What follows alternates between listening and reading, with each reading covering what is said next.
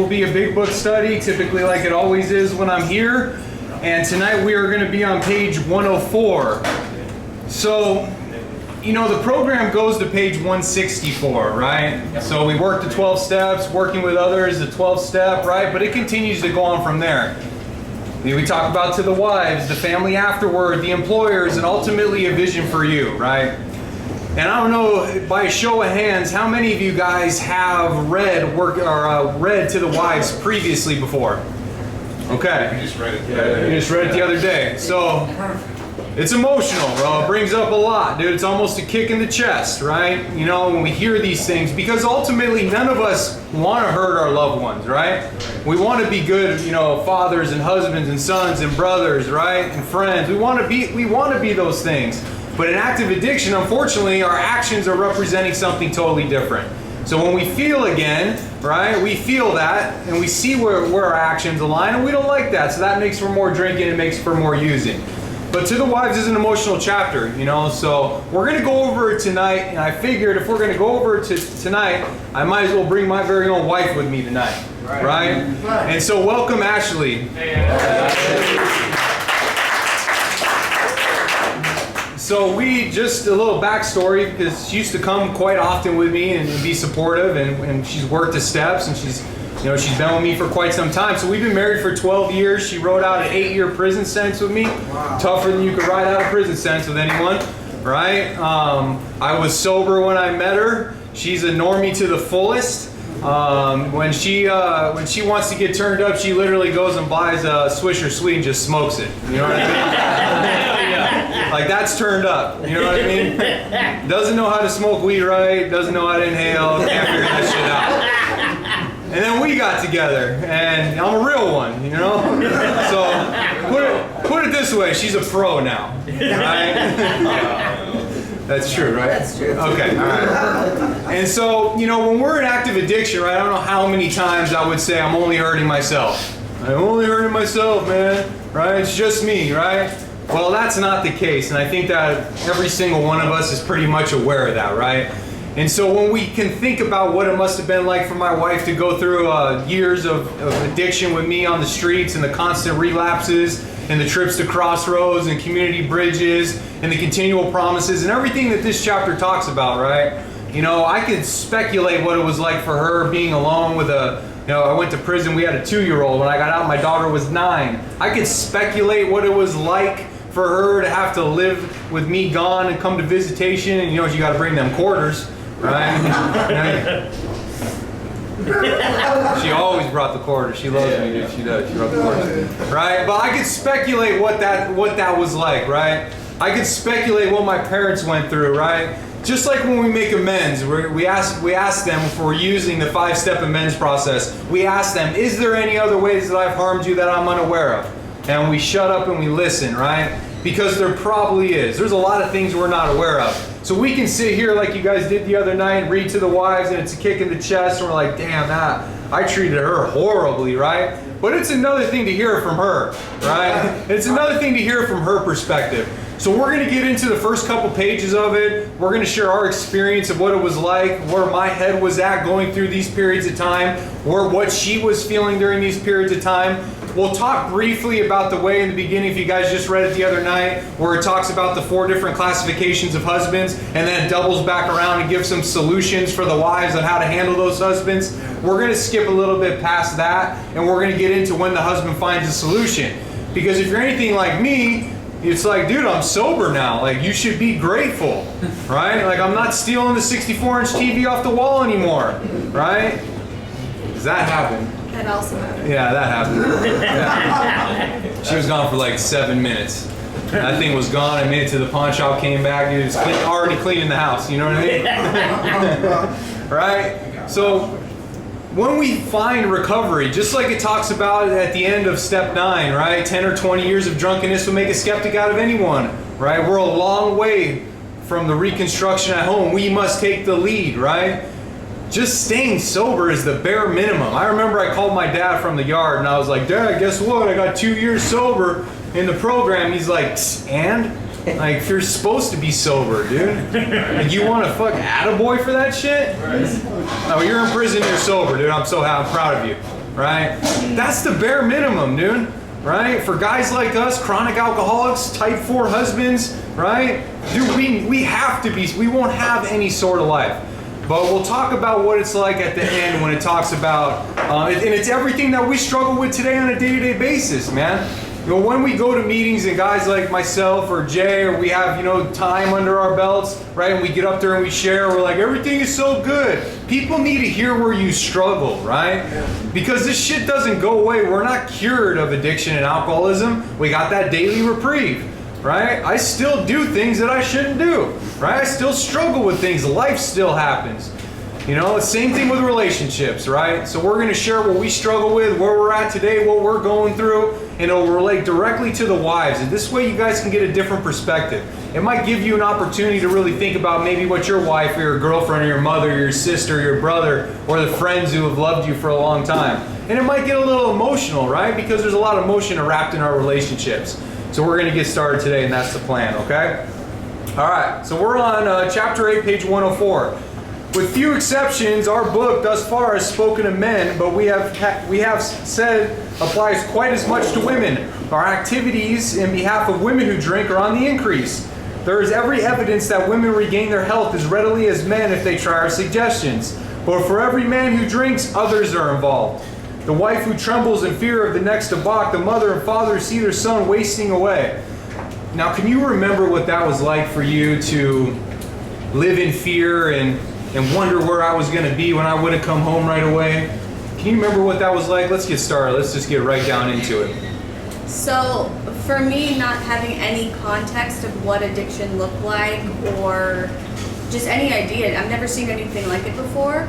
I started seeing things, you know, you'd spend more time in the bathroom, we're missing little bits of money here and there, but all in all, I just had to start like really opening my eyes and saying, you know what, I know the healthy version of him, and this is not it. And then, you know, we'd have the excuses, I'm just gonna go to the store real quick, that would turn into 4 hours. You know, it'd be coming home the next day. So that ended up being the foundation of me fearing every day. I don't know what's next. I don't know what he's even doing to even prepare for what's next. So my life just became constant anxiety, constant fear. We had a new baby, so it was always like, should I be putting her in this environment? Should I be in this environment? I don't even know what's going on. So it was constant just fear, anxiety, guilt. I don't know if I'm helping him or if I'm making this worse. It was just complete unknown for me, completely. And so when we think about that, right, just like when we look at our own fears, it touches every aspect of our lives. Our actions feed right into our fears, right? That's why self-sufficiency. So if I ask my wife to write down, or if any of you guys asked any of your loved ones to write down every single fear that they have for you, right? And then you look at your actions with those fears, the reason why it's touching every aspect of your life is because your actions are feeding into every single one of those fears. We're all consumed by fear. That's the root of everything. And seeing me waste away, I'm the type of dude who does meth for one night and I look like I've been up for 6 months, right? Like I'm that dude, you know? That's the kind of guy I am, right? And so she could see it on me right away and she doesn't know, and it just makes for more fear. Among us are wives and relatives and friends whom the problem has been solved, as well as some who have not yet found a happy solution. We want the wives of Alcoholics Anonymous to address the wives of men who drink too much. What they say will apply to nearly everyone bound by the ties of blood or affection to an alcoholic. As wives of Alcoholics Anonymous, we'd like you to feel that we understand as perhaps few can. We want to analyze mistakes we have made. We want to leave you with the feeling that no situation is too difficult and no unhappiness is too great to overcome. We have traveled the rocky road. There is no mistake about that. We have had long rendezvous with hurt, pride, frustration, self-pity, misunderstanding, fear. These are not common companions. We have been driven to molten sympathy and to bitter resentment. Some of us veered from extreme to extreme, ever hoping that one day our loved ones would be themselves again. Do you remember hoping that one day I would be myself again? But really, I mean, that's the question I want you to share with them. But what's also important is the resentment aspect of it. Because we all know resentment is the #1 offender. And if I asked every single person in here, do you think your family's got a couple resentments right now? Right? Just like everything in this program, man, we have to treat that. If I think that I'm going to get out of Crossroads or I'm going to get out of prison after 8 years and go over to her parents' house, right? They're obviously not too happy with me. right? You think I'm gonna go over there and show up talking about like my steak medium? Put the Cardinals game on. JJ Watt playing?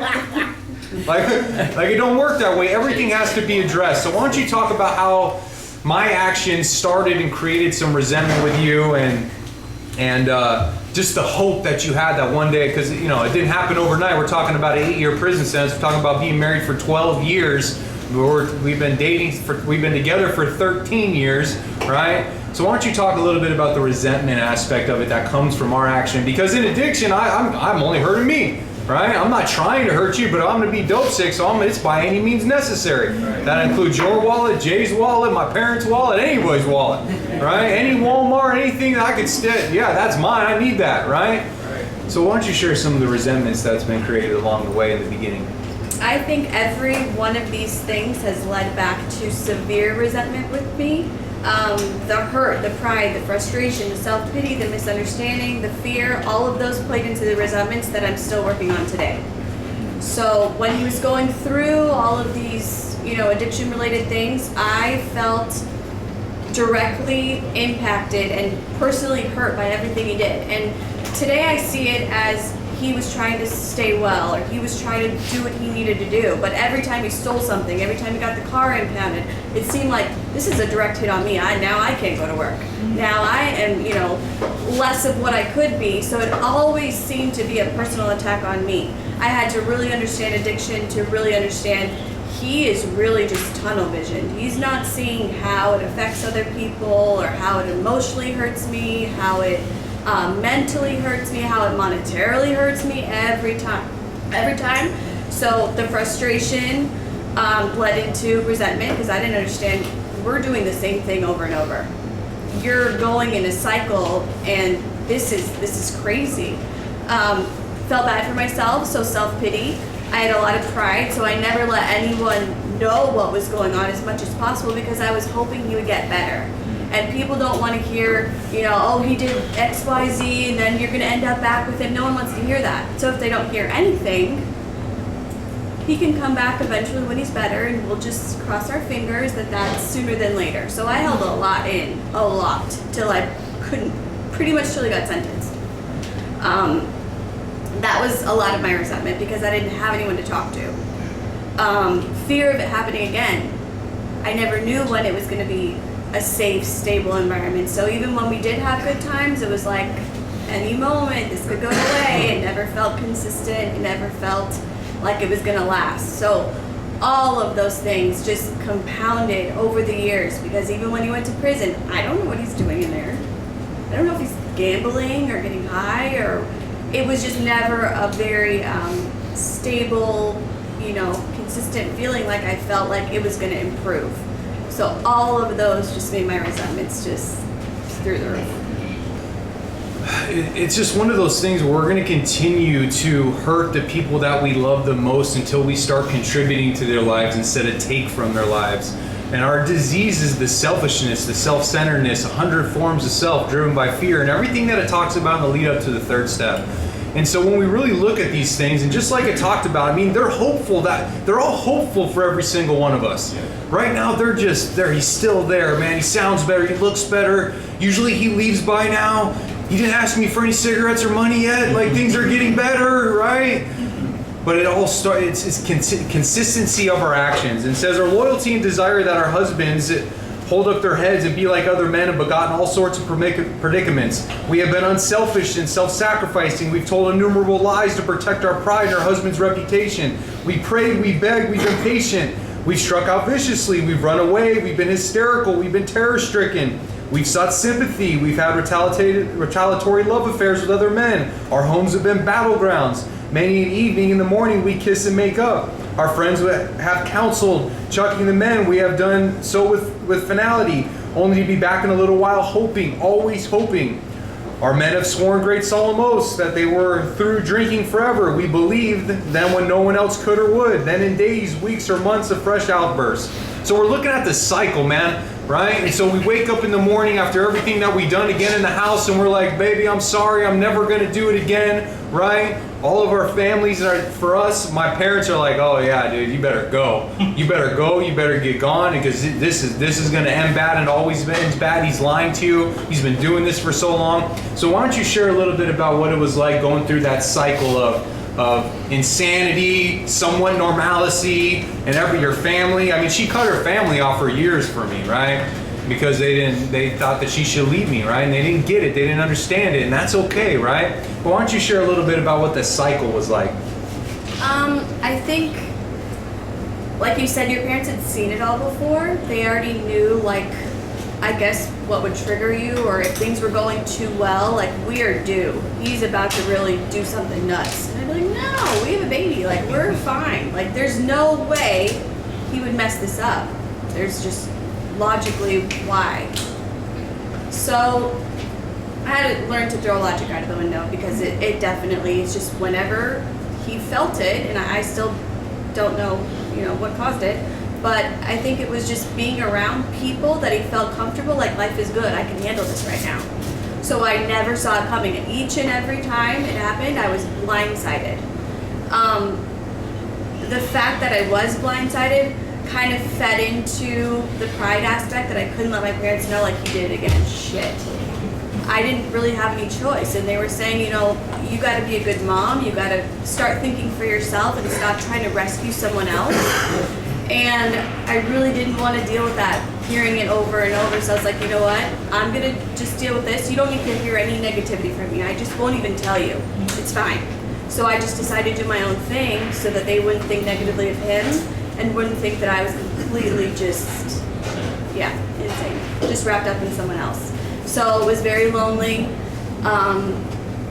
Again, a lot of resentment came from that time. I had a small little girl. I'm thinking, this is crazy. How could he do this to me? Multiple times. Just completely make us broke, we're struggling. But you have time, money, energy to put into just whatever you want to do. It just ended up being a very, very, very lonely, very sad time that led to a lot of resentment. A lot of resentment.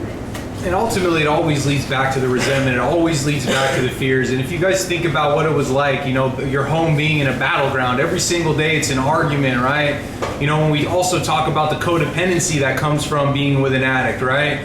She's a normie, right? And then she's with an addict, right? So the type of codependency, loss of her own self-identity, living in fear at all times, constantly having to worry about me. The phone rings. Every time the phone rings after 10 o'clock, that's never good, right? So all the things that come from that. And ultimately the chapter to the wives ends with us finding recovery and thinking that it's all going to be good and everything's fine now. But the codependency runs so deep that she has confusion over what she's supposed to do. We're growing, we're evolving, we're becoming the best versions of ourselves. All right, constant never-ending growth. That's the goal if we continue to work the steps. And then she thinks, well, I just sat by and supported your ass for the last 10 years. What have I been doing, right? That leads to more resentment. So we'll kind of get that towards that to the end. We seldom have friends at our homes, never knowing how or when the men of our house would appear. We can make few social engagements. We came to almost live alone. When we were invited out, our husbands sneaked so many drinks they spoiled the occasion. On the other hand, they took nothing. Their self-pity made them killjoys. There was never financial security. Positions were always in jeopardy or gone. An armored car could have brought the pay envelopes home. Could not have brought enough pay envelopes home. The checking account melted away like snow in June. Sometimes there were other women. How heartbreaking was the discovery. How cruel to be told they understood our men as we did not. The bill collectors, the sheriffs, the angry taxi cab drivers, the policemen, the bums, the pals, the ladies that sometimes brought home. Our husbands thought we were inhospitable. Joy killer, nag, wet blanket, that's what they said. The next day they beat themselves again and we'd be forgiven and try to forget. So what was it like, the cops knocking on the door, the marshals coming to the house, you being questioned by the police, you getting dragged into some of my cases? What was that time period, never having enough money? I had to steal to go to our appointments with our daughter, right? And she didn't even know it half the time. She just knew I'd have to go out. I'd be gone for 2 hours, barely make it in time, right? Just to get there just in time. So I had to go hustle up enough money to get well and have the ultrasound money. So what was it like during that time period, being broke as hell and the cops breathing down our neck at every time? I mean, I was getting followed by the police at all times. How did that make you feel? Again, I think it kind of made me just turn inward because I was so lost and scared that I'm like, God, I can't let anybody know this is happening. I don't know what is going on, but as long as he has me, at least he won't feel like he's alone and maybe just like run the streets and get into worse trouble. So I felt like if he had one stable person, and I didn't know he was lying, but I felt like if he had a consistent person to talk to or confide in or know that he was being taken care of and it was just one thing that was going right in his life, that would make all the difference. So I just gotta hang on. Because he's going through something, don't know what it is, but I can't leave him because he might die. So I felt like I don't get it, but I can't go anywhere. I can't do anything. Like, we have to ride this out. Extremely scary, I'll tell you that. Like, it was always something. And so, that's the whole point of this, right? Because, we isolate our wives or our girlfriends or the people that we love. They become isolated. They don't want to talk about it, right? They don't want to feel judgment from it. They feel like they can't talk about it, right? How many times, let's just say, for example, your brother or your friend, he tells you how horrible his chick is and how she treats him like shit, and the next thing you know, they show up at the barbecue on Sunday and he wants you to be friends with her, right? It's the same thing, right? So they feel like, my wife felt like she couldn't say nothing because she didn't want them to look at me a certain way. So they become extremely isolated. That was the whole point. We've had the opportunity of doing this several times. It's just an opportunity for us to get our story out there, our message out there, so the wives of everybody in here and the girlfriends and the mothers and everyone that have been through the same type of thing, they can see that there is a way out and that they're not alone as well. And that's the whole point of this. We've tried to hold the love for our children, for their father. We have told small tots that father was sick, which was much nearer the truth than we realized. They struck the children, kicked out door panels, smashed treasured crockery, ripped the keys out of the pianos. In the midst of such pandemonium, they may have rushed out threatening to live with the other women forever. In desperation, we've even got tight ourselves, the drunk to end all drunks. The unexpected result was that our husbands seemed to like it, right? How many times has that been, right? Our wife joins in with us, partakes in the action. We're like, yes, dude. Yes, dude. Right? We're in now. I don't even have to hide. I don't have to be in the bathroom all night with the shower on, this double flush in the toilet, and the sink running. It's all good, right? But I want you to share, what that time period was like, because you're a normie, you can drink and you can go to bed and you don't have the allergic reaction called craving. But my actions, did that cause for more drinking for yourself? And then, because we told our daughter when I was gone that daddy was sick, and that is the truth. We are sick. We have a disease. It's a terminal illness. If we don't treat it, we're going to die just like any other sickness. So when it says it's much nearer to the truth, that is the truth. We are sick. We need to treat this thing so we can be good fathers, right? But what was that time period like just for you with our daughter, telling her that I was sick, and how it led more into you wanting to self-medicate? I think I was really lucky because she was my one thing that kept me having to just not have the occasional glass of wine. I never did anything besides that. But I would say it was more frequently while you were gone that I was doing that because I'm not a big drinker. I always felt like while you were doing whatever you were doing, someone had to stay completely clear-minded. And I didn't want to miss anything with her. I didn't want to not be present. We have a very intelligent little girl, and she looks just like him, was very attached to him. So when he went away, she was just like, where's Dad? I'm like, Dad drank a lot of pool water. So that was the one thing we used to tell her not to do. Your stomach is going to be really messed up if you drink pool water. You're going to close your mouth when you swim. Be very careful. So he went away in July. So I said, Dad was swimming with his mouth open again. And he had to go away. He's very sick. She's like, wow. And after a while, she's like, he's been gone a while. I was like, yeah, we're going to just go to the hospital where he's at. We're just going to check on him.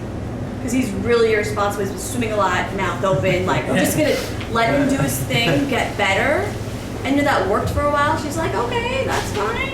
We'll just check up on him every weekend, go see him, do what we got to do. And then as she got older, she's like, this is crazy. When is he coming home? I was like, you're right, this is crazy. And as time went on, she got a little bit older, he was getting more involved in recovery. And people were coming up to us and saying, thank you so much for helping me find recovery. People would bring up their parents and be like, this is my sponsor. And she's like, wow, he's helping people at this hospital. Maybe he should stay. I was like, I think that's a great idea. I'm just going to tell him to stay. Maybe a couple more years. Yeah. And she's like, okay.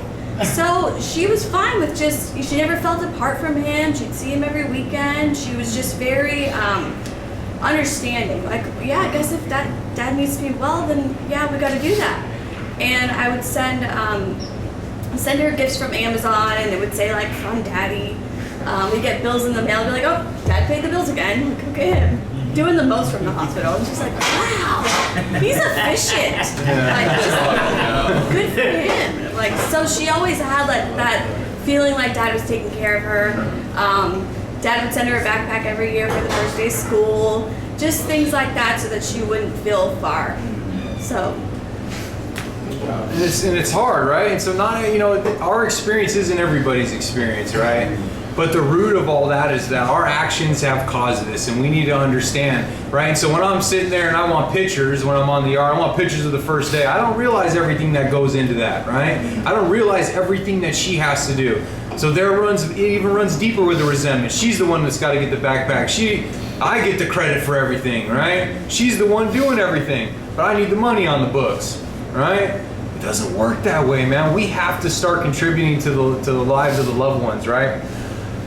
Perhaps at this point we get divorced and took the children home to father or mother. Then we were severely criticized by our husband's parents for desertion. Usually we did not leave. We stayed on and on. We finally sought employment ourselves as destitution faced us and our families. We began to ask medical advice as the sprees got closer together. The alarming and physical mental symptoms, the deepening pallor of remorse, depression, inferiority that settled down on our loved ones. These things terrified and distracted us as animals on a treadmill. We have patiently and wearily climbed, falling back into exhaustion after each futile effort to reach solid ground. Most of us have entered the final stage with its commitments to health resorts, sanitariums, hospitals, jails. Sometimes there was screaming delirium, insanity. Death was often near. Under these conditions, we naturally made mistakes. Some of them rose out of the ignorance of alcoholism. Do you think you made some mistakes with me? I've grown to understand that I'm extremely codependent and I'm an enabler. So my thing is always trying my best to have empathy for somebody else. And when I go to visitation, I'd be like, this is horrible. This is horrible. He must be so depressed. The least I could do is make sure he's got everything he needs. I'm going to go ahead and make sure you've got money. I'm going to make sure it's as comfortable as possible, because even though I'm doing everything, I'm still at home and you're not. So I tried really hard, but I didn't realize how easy I made it for him. So I was busting my ass, making sure everything was good for me, for my daughter, for him.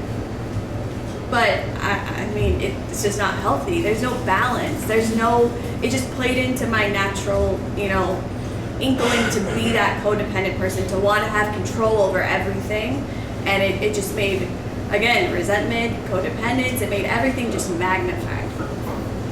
Okay. Some of them rose out of ignorance of alcoholism. Sometimes we sense dimly that we are dealing with sick men. Had we fully understood the nature of the alcoholic illness, we might have behaved differently. How could men who love their wives and children be so unthinking, so callous, so cruel? There could be no love in such persons, we thought. And just as we were being convinced of the heartlessness, they would surprise us with fresh resolves and new attentions. For a while they be their old sweet selves, only to dash the new structure of affection to pieces once more. Asked why they commenced to drink again, they reply with some silly excuse or none. It was baffling, it was so heartbreaking. Could we have been so mistaken in the men we married? When drinking they were strangers. Sometimes they were so inaccessible that it seemed as though a great wall had been built around them. And even if they did not love their families, how could they not be so blind about themselves? What had become of their judgment, their common sense, their willpower? Why could they not see that drink meant ruin to them? Why was it? When these dangers were pointed out, they agreed and they got drunk again immediately. These are some of the questions which race through the mind of every woman who has had an alcoholic husband. We hope this book has answered some of them. Perhaps your husband has been living in this strange world of alcoholism where everything is distorted and exaggerated. You can see that he really does love you with his better self. How many times have you said that to me? lately. Well, Since you did home. Just- I mean, at your best, I do see it. I think it's hard to accept sometimes because I'm always waiting for something to go wrong. So I've had to be very aware of that I do see the effort and the improvement and the change. But again, like I told you, like we've had 8 years of instability. So the last 16 months don't exactly even that out. Prison math, it does.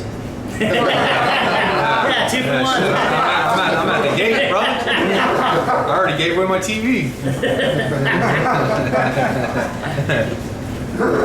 Of course, there is such a thing as incompatibility. In nearly every instance, the alcoholic only seems to be unloving and inconsiderate. It is usually because he's wrapped up and sickened that he says and does appalling things. This is the most important part right here. Today, most of our men are better husbands and fathers than ever before. If we're living by spiritual principles, if we've experienced this psychic change, if we've come to understand that there are resentments, that our actions are caused by everything, if we start to live in God's sufficiency and live by the spiritual principles that this program teaches us, the design for living that really works, right? If we started to understand it through our sex inventory in step 4, if we started to understand, right, that we haven't had wives or girlfriends, we've taken hostages all these years, right? If we start to understand that all we do is arouse jealousy, suspicion, we're selfish, we're inconsiderate, we're full of ego. If we started to understand that, everything is leading us to be able to have meaningful relationships again. The book can be looked at in relationship format, right? Steps 1, 2, and 3 is designed for you to develop a relationship with God.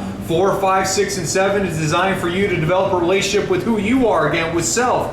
8 and 9 is relationships with others. 10 is the mains to self. 11 is the mains to relationship with God. And 12 is the mains to relationship with others. So in working the steps and creating a psychic change and becoming the best versions of ourselves, then today we're much better husbands and fathers than ever before. So the next part of this, it's going to classify. You guys read this. You guys have been through it. When I asked how many people have read this before, pretty much everyone in the room raised their hand. So we know that the next part is going to classify the 4 different types of husbands, right? The heavy drinker, I label him the heavy drinker, the lack of control, the one who goes much further, and complete despair, which is the one that I am, the full-blown chronic 6th gear type alcoholic, right? 5th gear doesn't even excite me. I got to hit the pedal to the metal. Right? And when we talk about chronic, we talk about no food, shelter, sex, or water. As long as I got my drug of choice, I'm good to go. Everything else is secondary. I'll steal food, I'll drink out of a hose, I'll jump in a pool, I'll throw my foot up in the Circle K bathroom and burr bat just like I was on the yard again on a 4-yard, right? No big deal, right? But I got my drug of choice, I'm good to go. That's a chronic alcoholic, right? So that to me is the chronic, is the type 4 husband. Then what it does in the chapter doubles back around and it goes back to each classifications, and the wives of the husbands from each classification will give some suggestions on how to work with their husband or deal with your husband and treat your husband or be part of the solution with your husband. But what we're going to do is we're going to fast forward to page 114. Excuse me, 117. So we're going to go to 117 when your husband finds a solution, right? Because I do 8 years in prison. I've been sober in prison for basically 3 years in prison, going hard in the pain recovery, sponsoring the whole damn yard, teaching drug classes to every inmate on the yard. I'm that guy. I'm the recovery dude. How many people in here done prison time? You know there's always that recovery dude on the yard? I was the recovery dude, right? But I was that other dude, right, too, where everybody waiting in line to come see. I was that dude, too, for a period of time. Right? But I found recovery. I was sponsoring guys. So when she came and picked me up from prison, I thought I was just going to jump right back in. It's all good now. Don't you know I'm sober? I'm a sponsor, damn it. Yeah, I sponsor guys. Right? A debit card. Take me here. Right? I need to go to Best Buy. Never said that. Like, I need a phone. I need a laptop. I need to go to this Fashion Square. Right? That happened. Right? Day 1. Day 1. Dude. What about me? Right? It's the same thing. Every single thing that this next part talks about that we're going to cover in the last 15 minutes is everything that we deal with on a day-to-day basis today. Right? Because just stopping using is the bare minimum, dude. There's so much more. And every single person is in a different spot in their relationships right now. Some of you guys have relationships you're trying to repair. Some of you guys have relationships that you're trying to get rid of. Some of you guys are single. Some of you got baby moms you got to develop a relationship with for the next 13 and a half years to see your kids, right? So everybody is in a different place. but we have to understand that there's so much more that goes into it. But this chapter right here is specifically directed to the guys that have relationships right now in this moment, and they're going to get out of crossroads, and we're going to try to get back into life and contribute with them. These are some of the obstacles. So we'll read it, then we'll share where we're at in our life, in our relationship today. So we're on the top of page 117. All right. If you and your husband find a solution for the pressing problem of drink, you are, of course, going to be very happy. But all problems will not be solved at once. Seed has started to sprout a new soil, but growth has only begun. In spite of your newfound happiness, there will be ups and downs. Many of the old problems will still be with you. This as it should be. So when we talk about the old problems, right, because I was gone for 8 years, been sober now 4.5 years, right? What are the old problems that we still deal with today and just dealt with last week? I would say you just going to do what you want to do. There's just an aspect that you were doing everything on your own schedule, and that's what you were doing when you wanted to do it. Whether it be a great opportunity, whether it be just something you have time for, when Jason wants to do something, Jason's going to do it. Doesn't matter that we have 2 kids, doesn't matter that I've been home all week taking care of the kids, working from home, doesn't matter if anybody, it's not good for anybody else. Jason wants to do it, Jason's going to go do it. I would say also not being aware of how that affects people, how that affects me. If I want to, have a moment to connect, have a moment just to check in, just to talk, just some me and you time. What are you talking about? I just talked to you. We were just talking watching TV together. We just spent 2 hours together. What are you talking about? So us sitting in silence watching TV is not my idea of, us time. But again, it's the need for communication. It's the need for understanding what we both think is quality time. So we've had to really have some real conversations this week of what we both define as connecting or quality time or intimacy or any of that. So that's kind of come up more often because I forget that he's only taking care of himself for a long time. And my idea of things getting done or connecting is, everyone being okay. So it's definitely taken some serious talks to get on the same page. He's had a lot of empathy with me, understanding that I am codependent and I'm not good unless everybody's good. He's good when he's good. I have to also understand that because that's what he's been doing. It's not bad. It's just realistic. Like that's where he was at. So I have to have, some sympathy and empathy and really get where that comes from. But that was a huge disconnect and a huge cause of a lot of fights for us is because you're not in prison anymore and you got to start, making me a priority because you've always been the priority for me.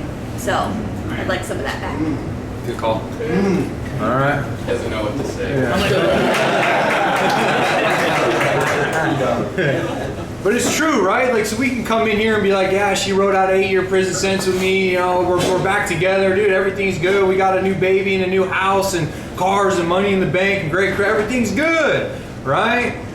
But the truth is that we all struggle, man. When you're in a relationship with an alcoholic addict who's got 10 years in prison, right? He's been doing this shit for a long time, right? And you had to take care of the kids for 8 years and bring them to come see me. And don't forget, I lost my visits for 2 years, right? Right? Because I wanted to act like a dummy on the yard, dude, and try to be somebody, dude, right? And get high and run around, run the streets on the yard and get high-speed foot chases with the cops and shit, right? Don't forget about that the whole time. Everything that comes with it, man. We're trying to figure out how to move forward, right? And be that cohesive unit, and it can be difficult sometimes. But the foundation of everything is love, right? And that's always what we have to talk about. The book says that love and tolerance are the watchwords. The faith and sincerity of both of you and your husband will be put to the test. These workouts should be regarded as part of your education, for thus you're learning to live. You will make mistakes, but if you are earnest that they will not drag you down. Instead, you will capitalize them. A better way of life will emerge when they are overcome. And I think you feel like we've capitalized on the different areas that we struggled since I've been home. Yes.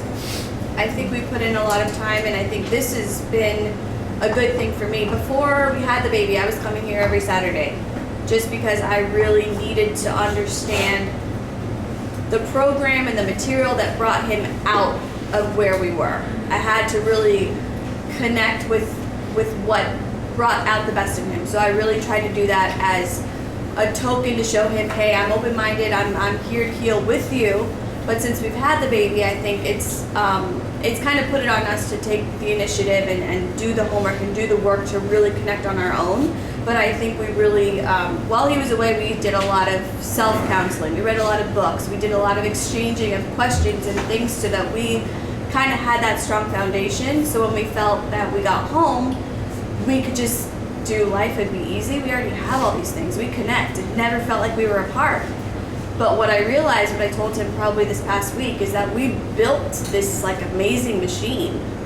And if we don't kind of do regular maintenance and do those oil changes, we're going to let this great thing fall apart over day-to-day stuff. And that's what we were doing, is just fighting over day-to-day stuff. It's like, how did we get through 8 years of prison, but then we're going to fight over quality time?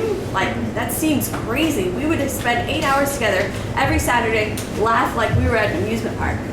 We didn't care. We were great. But now we're literally fighting like cats and dogs. It makes no sense.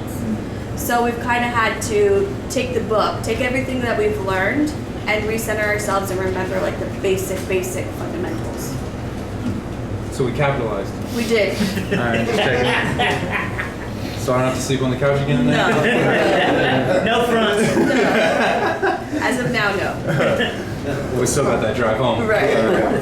Some of the snags you'll encounter is irritation, hurt feeling, resentments. Your husband will sometimes be unreasonable and you'll want to criticize. Starting from a speck on the domestic horizon, great thunderclouds of dispute may gather. These family dissensions are very dangerous, especially to your husband. Often you must carry the burden of avoiding them or keeping them under control. Never forget that resentment is a deadly hazard to alcoholics. We do not mean that you have to agree with your husband whenever there is an honest difference or opinion. Just be careful not to disagree in a resentful or critical spirit. You and your husband will find that you can dispose of serious problems easier than you can trivial ones. Next time you have a heated discussion, no matter what the subject, it should be a privilege of either of you to smile and say, "This is getting serious. I'm sorry I got disturbed. Let's talk about it later." If your husband is trying to live on a spiritual basis, he will also be doing everything in his power to avoid disagreement or contention. Your husband knows that he owes you more than sobriety. He wants to make good. Yet you must not expect too much. So when we talk about resentments and we talk about your expectations with me, how do you think that your past resentments from the very beginning of this addiction to where we are today, how do you feel those resentments are still affecting you now, and the expectations that you have of me are affecting us? I'd say that's our number one problem. I think I just told you this. I have these big dreams of, it's gonna be Valentine's Day every day. I waited this long. He's gonna be Mr. Romantic. I told her that in visitation. Like a bunch of times. She didn't forget. I never forgot that. So every time he forgets to do something smaller, I'm like, wait a minute. I thought it was gonna be Valentine's Day. I thought I was gonna get flowers and gifts and all of these things because I made that sacrifice. I deserve it. I'm still waiting.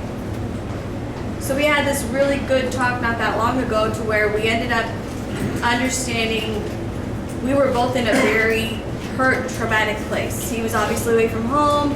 I'm starving for that connection with my person. I'm going to believe whatever he says. It wasn't Valentine's Day before he left. It's not even realistic. Like, that's not a thing.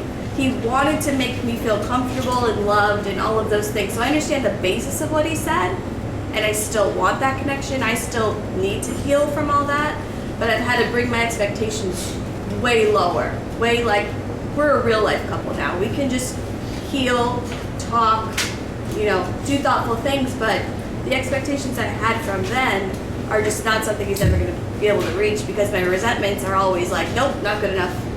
I give you 8 years of my life, that ain't going to do it. So I have to be very aware of what I expect, the thoughtfulness that he's giving, because again, it's going to take time for him to heal and adjust too. So we both have to have that constant empathy. I have to make sure I'm not expecting something crazy from someone that hasn't really been in a relationship in that long. You can see someone every weekend but not understand, hey, she probably needs a little something extra. It's going to take him some time too. So I think expectations for me have been a really big thing I've had to be aware of. Expectations of others are premeditated resentments. Absolutely. His way of thinking and doing are the habits of years. Patience, tolerance, understanding, and love are the watchwords. Show him these things in yourself and they'll be reflected back on you from him. Live and let live is the rule. If you both show a willingness to remedy your own defects, there would be little need to criticize each other. We women carry with us a picture of an ideal man, the sort of chap we'd like our husbands to be. It is the most natural thing that once the drug problem or liquor problem has been solved, to feel that he will now measure up to the cherished version. The chances are he will not, for like yourself, he's just beginning his development. Be patient. Another feeling we are very likely to entertain is one of resentment, that love and loyalty cannot cure our husbands of alcoholism. We do not like the thought that the contents of this book or the work of another alcoholic has accomplished in a few weeks, which we've struggled for years. I remember calling her and be like, babe, I found the solution, dude, I'm getting turned up. I had a spiritual experience today, and I'm growing every day. And she's like, that's great, dude, good for you. Like, the fuck? She was salty about it in the beginning. So bad. So bad. She's been loving me for all these years, and that wasn't good enough, but I met some dude in a trailer at Florence North Unit, and he fucking saved my life.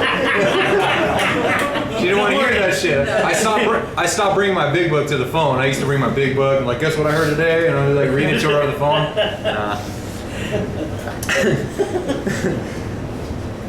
After such moments, we forget that alcoholism is an illness over which we cannot possibly have any power. Your husband will be the first to say it was your devotion and care which brought him to the point where he could have a spiritual experience. Without you, he would have gone through pieces long ago. Have I ever said that to you? Yes. Okay.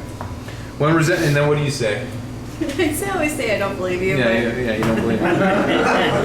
When resentful thoughts come, try to pause and count your blessings. After all, your family is reunited. Alcohol is no longer a problem with you and your husband are working together toward an undreamed of future. Still, another difficulty is that you may become jealous of the attention he bestows to other people, especially alcoholics. You've been starving for his companionship, yet he spends long hours helping other men and their families. You feel he should now be yours. The fact is that he should work with other people to maintain his own sobriety. Sometimes he'd be so interested that he becomes really neglectful. Your house is filled with strangers. You may not like some of them. He gets stirred up about their troubles, but not all about yours. It will do little good if you point out and urge more attention for yourself. We find it a real mistake to dampen his enthusiasm for the alcoholic work. So I think that the common problem that we've had since I came home is me wanting to speak at every meeting, have 16 service commitments, sponsor every single person that ever asked me, right? And work in recovery and all those things. So how has my recovery affected you, and how have we tried to find balance? Well, it's been a long 16 months coming out with sponsees that are just here to say hello, just show up on your doorstep. It's taken a lot of, again, understanding and empathy, because I know in my own words or my own blow-ups and maybe some not so nice words, I've said and felt all of these things. You left me hanging for 8 years, and then all of a sudden you have friends that need you? Are you kidding? They need you to read this book with them.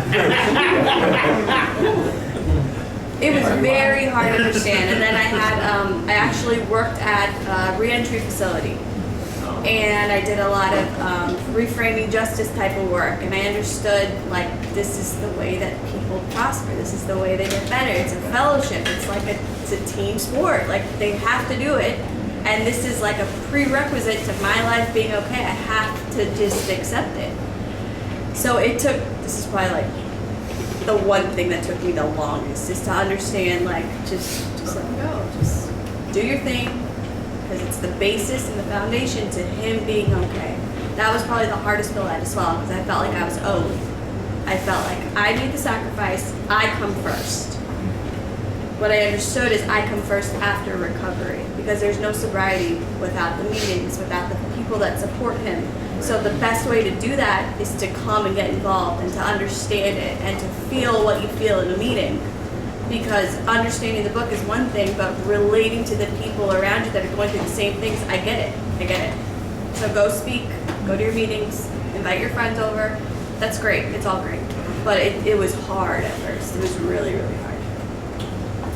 Yes, I saw other people like leaning on each other and trying, okay, I gotta go to a meeting, can you go with me? I saw other people, I was like, well, he's not the only one that needs like this camaraderie and all of these things, and it's making people that are coming straight from prison feel strong and feel like they have a family and friends, and I'm like, that's makes sense. I always thought like whatever he was telling me, there's got to be something a little bit sneaky about it. They're really going. So when I saw other people and how much it was benefiting them, I was like, all right, and these people are looking to him for help. Men's stack meeting, brother. You should join in his efforts as much as you possibly can. We suggest that you direct some of your thoughts to the wives of the new alcoholic friends. They need the counsel and love of women who have gone through what you have. It is probably true that you and your husband have been living too much alone, for drinking many times isolates the wife of an alcoholic. Therefore, you probably need fresh interests and a great cause to live as much as your husband. If you cooperate rather than complain, you will find his excess enthusiasm will tone down. Both of you will awaken to a new sense of responsibility to others.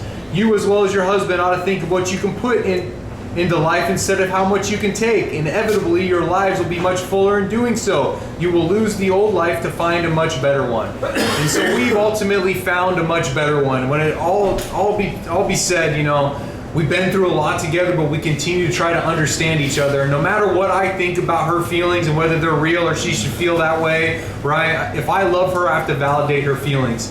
So if there's one thing that you can say to these guys, we'll kind of close up with this. If there's one thing that you can say to them about their wives or what it's like or what helped you heal, the biggest thing, what can you say to the men in this room today that have wives out there, man, and it's just a struggle making that one phone call a week?